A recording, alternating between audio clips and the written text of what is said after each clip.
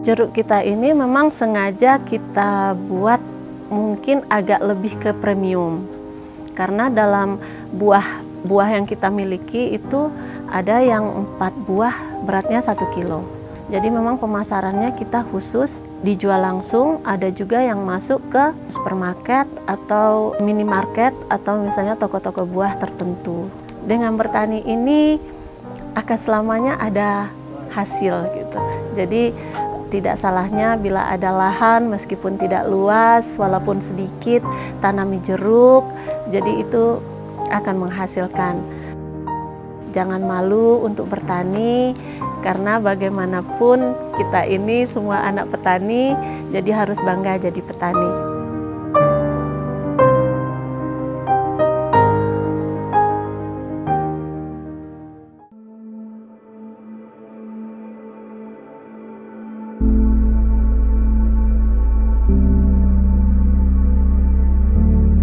Assalamualaikum warahmatullahi wabarakatuh. Nama saya Via. Saya petani jeruk di Nagari Talang Anau, dan saya memulai perkebunan ini dari tahun 2018. Waktu itu saya sudah lama sebenarnya tidak pulang ke kampung, dan pertama kali saya datang ke kampung itu saya berkunjung ke kebun jeruk miliknya Ete. Dan kebun jeruknya sangat bagus dan sangat menghasilkan juga. Jadi saya tertarik, setelah itu baru ada keinginan untuk berkebun jeruk juga. Jadi tahun 2018 itu setelah melihat kebun saudara, jadi ada keinginan untuk membuat juga kebun jeruk seperti ini. Awalnya di tanah ini ada tanaman coklat, jadi tanaman coklat itu sudah tidak produktif. Jadi karena saat itu tanaman jeruk sangat booming di nagari kami, jadi coklatnya kita papas habis, terus kita ganti dengan tanaman jeruk, dan alhamdulillah itu sangat menghasilkan. Kendala kita dalam bercocok tanam jeruk ini, kalau di awal-awal mungkin karena kita tidak berdomisili di sini awalnya, jadi kita kesulitan untuk mencari tenaga kerjanya. Tapi alhamdulillah seiring waktu itu kita mendapatkan tenaga kerja yang alhamdulillah sangat bagus dalam mengelola jeruknya. Dalam 3 tahun jeruk ini sudah menghasilkan buah, meskipun itu masih belajar berbuah, tapi kita banyak kendalanya dalam hal mendapatkan pupuk atau misalnya racun dan segala macamnya seperti itu. Jadi tapi sekarang dengan adanya klinik tani dan adanya pupuk subsidi itu bisa sangat membantu. Cuman harganya masih dalam keluhan bagi petani. Yang jelas saat ini itu terkendalanya benar-benar di harga pupuk. 2 tahun pertama kita menanam jeruk itu masih untuk 100 pohon itu kita masih mengeluarkan biaya sekitar 1,5 juta untuk pupuk. Tapi setelah 1 tahun terakhir itu sekitar 5 juta untuk 135 pohon jeruk. Dengan kenaikan harga pupuk itu tidak merubah harga jeruk. Bahkan dulu saat pupuk masih murah, itu harga jeruk malah lebih mahal. Bisa kalau misalnya ngambil ke kebun itu bisa sekitar 20.000 per kilo gitu, 15 sampai 20.000 per kilo. Nah, tapi sekarang di saat pupuknya mahal justru harga jeruknya malah menurun gitu. Jadi sangat berharap kalau harga pupuk ini bisa diturunkan. Kalau misalnya bisa turun, begitu juga dengan harga racun, karena untuk meracun jeruk ini setiap minggu kita harus meracun jeruk. Kalau terlambat itu tidak baik untuk kesehatan jeruknya gitu. Jadi berharap sangat terhadap pemerintah kalau bisa harga pupuknya diturunkan atau mungkin harga jeruknya bisa dinaikkan seperti itu. Tanaman jeruk ini kita tanam dalam lahan lebih kurang 1 hektar, tapi masih belum semua lahan yang kita gunakan untuk menanam pohon jeruk ini. Masih ada sekitar setengah hektar lagi yang rencananya akan kita lanjutkan untuk penanamannya kembali. Kalau untuk per bulan, kalau kita misalnya memberi buah dalam satu batang itu 30 kilo sampai 50 kilo tergantung kondisi pohonnya, karena kan ini umur pohonnya masih dalam jangka waktu 3 tahun, jadi belum bisa dikasih buah yang banyak, jadi masih kita batasi dalam batasan 30 sampai 50 kilo per batang. Jadi dalam satu bulan sekitar 3 ton sampai 5 ton. Jeruk kita ini memang sengaja kita buat mungkin agak lebih ke premium, karena dalam buah yang kita miliki itu ada yang 4 buah beratnya 1 kilo. Jadi atau 5 buah jeruk itu beratnya 1 kilo.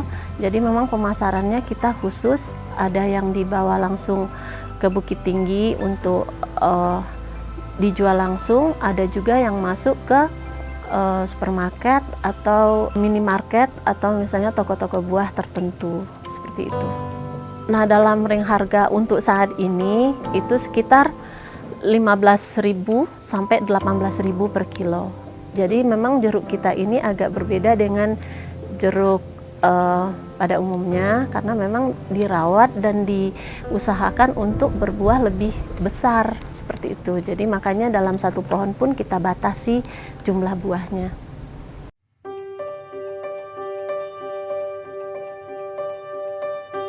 Ya, alhamdulillah juga dengan adanya kebun jeruk ini kita bisa menyerap tenaga kerja.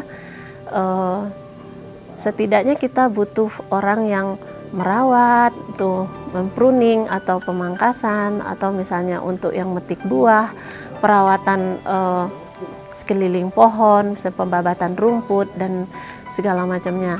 Juga untuk pemasaran dan hal-hal lain tentang perawatan jeruk ini. Jadi penyerapan tenaga kerjanya lumayan banyak orang juga, alhamdulillah. Sebenarnya berkebun jeruk ini banyak juga dampak positifnya terhadap lingkungan, terutama untuk wisatawan juga, karena banyak juga wisatawan yang datang ke sini untuk ikut memetik jeruk secara langsung di pohon. Dan untuk lingkungan masyarakat sekitar, kita bisa membuka lapangan kerja dalam banyak hal, misalnya dalam perawatan jeruk, pemupukan dan segala macamnya. Jadi baik untuk keluarga besar juga merupakan kebanggaan juga punya kebun jeruk di kampung. Jadi alhamdulillah banyak keuntungannya. Kita mulai menanam jeruk ini itu tahun 2018 dan selama 3 tahun itu kita benar-benar boleh dikatakan hanya bisa mengeluarkan uang untuk perawatannya dan pemeliharaannya, pemupukan, meracun, dan pembersihan lahan secara berkala seperti itu. Jadi dalam 3 tahun itu benar-benar tidak menghasilkan seperti itu, karena kita akan menunggu saat jeruk ini berbuah. Dan saat jeruk ini berbuah juga dalam satu pohon itu tidak bisa kita beri buah langsung banyak, karena putiknya pasti akan banyak dan itu harus diurai, istilahnya di sini harus diurai sampai mungkin dari satu pucuk pohon itu hanya menyisakan 1 buah. Tapi itu dilihat juga dengan kondisi batang pohon jeruknya. Kalau seandainya batangnya sudah kuat baru kita beri buah.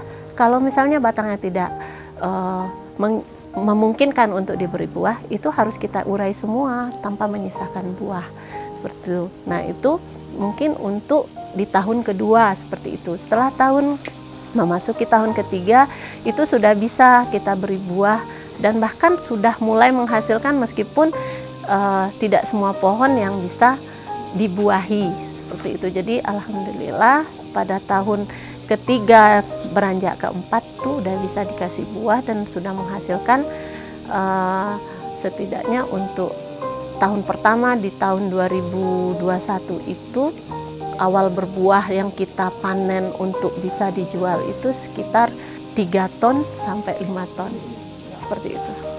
Untuk perawatannya Memang untuk jeruk ini sangat-sangat manja, boleh dikatakan manja, karena kalau pupuknya terlambat, itu dia pertumbuhannya tidak bagus. Kalau racunnya terlambat, itu dia akan diserang oleh serangga atau kutu, atau daunnya jadi hitam, atau misalnya trubusnya tidak muncul. Jadi memang harus jadwalnya harus tepat, harus teratur, dan harus tepat. Misalnya racun yang diberikan, kadar pupuk yang diberikan, kaliumnya, semuanya harus diperhitungkan. Jadi kalau seandainya hal itu tidak mencukupi, pasti akan terlihat di pohon jeruk itu tidak sehat, atau misalnya buahnya tidak tumbuh berkembang seperti itu, jadi tidak besar buahnya. Jadi memang harus sangat diperhatikan. Makanya jeruk itu kita sebut adalah tanaman yang manja tapi menghasilkan. Jeruk ini banyak sekali hamanya, termasuk hama lalat buah, lalat suntik, lebih dikenal dengan lalat suntik. Jadi lalat itu seperti lalat, warnanya agak kekuningan, tetapi di ujung mulut lalat itu ada seperti suntikan seperti nyamuk. Nah, kalau jeruk itu disuntik sama lalat buah itu, maka dia akan meninggalkan seperti telur ulat di dalamnya, dan seiring waktu berjalan dia akan membusuk dan jatuh.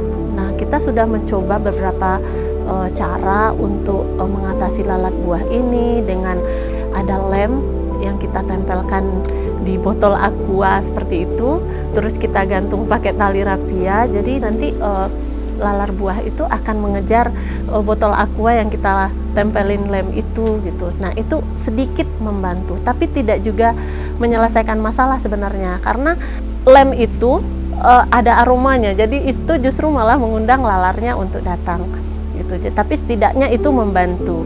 Nah, terus melalui racun, ada beberapa racun yang kita gunakan untuk mengatasi lalat buah ini, lalat suntik ini, tapi itu juga belum mensolusikan sepenuhnya. Jadi semoga nanti ada pengetahuan tambahan dari Departemen Pertanian atau penyuluhan, atau istilahnya yang dulu kita kenal dengan penyuluhan lingkungan dalam bidang pertanian, tentang bagaimana cara mengatasi lalat buah ini, karena itu sangat merugikan sekali buat petani. Dan dalam satu pohon itu mungkin yang bisa dipetik separuhnya jatuh karena pengaruh lalat buah ini. Motivasi untuk bertani ini bagi saya itu adalah untuk pemanfaatan lahan, biar lahannya tidak nganggur atau tidak berguna seperti itu. Jadi akan lebih manfaat bila ditanami oleh tanaman-tanaman yang bisa menghasilkan, ya seperti jeruk ini. Jadi bagi teman-teman yang punya lahan misalnya di sekeliling rumah, tidak ada salahnya bila ditanami pohon jeruk, meskipun 10 batang, 20 batang, atau berapapun itu. Jangan malu untuk bertani, bagaimanapun kita ini anak petani, jadi banggalah jadi petani. Sekian cerita singkat dari saya, semoga bermanfaat bagi teman-teman semua, dan semoga menginspirasi juga untuk ikut jadi petani.